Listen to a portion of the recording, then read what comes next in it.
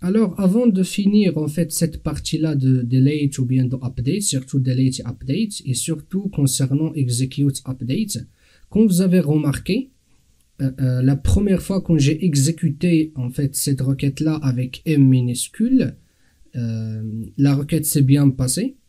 Pourtant, j'ai en fait côté développeur, je me suis pas rendu compte qu'il n'y avait pas des changements dans la base de données. Ok? En fait, le execute update, il renvoie une valeur, c'est un int qu'on voit ici, il renvoie un int, et ce int là correspond au nombre des occurrences qui ont été impactées par cette requête là. Ok? Ça veut dire quoi? Cela en fait, ça va beaucoup aider pour savoir est-ce que lors de delete, j'ai bien supprimé un ou deux ou j'ai pas touché des occurrences. Ok? On va faire un exemple pour en fait voilà, pour être sûr que ma delete il a bien touché ou il existe bien des occurrences, par exemple avec first name égale Mohamed. Ok? Très bien. Alors, tout simplement, ce que je vais faire int égale i, et ici, je vais faire console.log, oh, pardon, c'est sysout ici, sysout, et je vais dire, par exemple, le nombre des auteurs supprimés,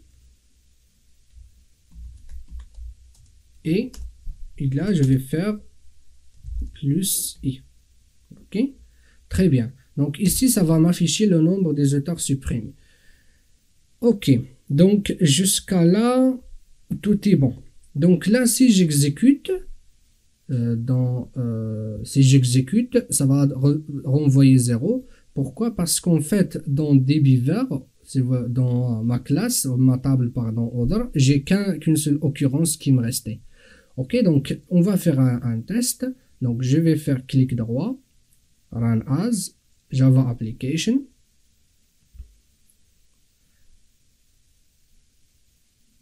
Et voilà, comme vous voyez, le nombre des auteurs supprimés est égal à 0. Maintenant, si je supprime, par exemple, là, avant de faire ça, ce que je vais faire, je vais aller dans Demo Create Order, ok, et je vais créer, en fait, regarde primary key, je pense celui-là, c'est beaucoup mieux. En fait, je vais créer des auteurs comme ça, mais au lieu de 1, je vais mettre par exemple 2, comme ça il n'y aura pas de... Ici, 2, 2. Même si supprimé, je pense qu'il restait celui-là.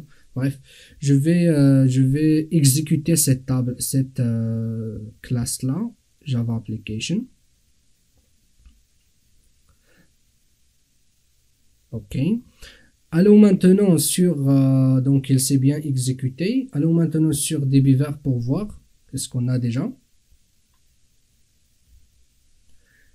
Donc ici sur dbVer, après avoir rafraîchi, on a donc first name Julien et on a Mohamed avec first name. Ok, très bien.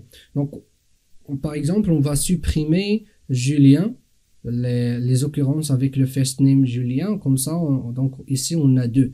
On va revenir vers notre Eclipse. Donc voilà, et on va aller donc dans la démo delete SQL order. Ok, et ici on va dire le nombre des auteurs supprimés et mais first name égale par exemple Julien. Ok, je vais faire CTRL S et on va voir est-ce que il va me dire qu'il a supprimé 2. Donc run as Java application.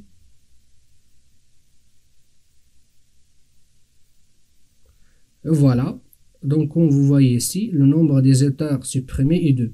Donc comme vous voyez, le execute update, il nous renvoie bien le nombre des occurrences qui ont été impactées par la requête ici, et ça peut aider parfois, ça peut vraiment aider beaucoup. Ok, très bien. Donc voilà, c'est cette parenthèse là. Juste pour avoir une idée sur execute update et qu'est-ce qu'elle renvoie. Et cela, il est valable aussi pour le update. Il n'est pas que pour le delete. Il est valable aussi pour le update. Ok? Très bien.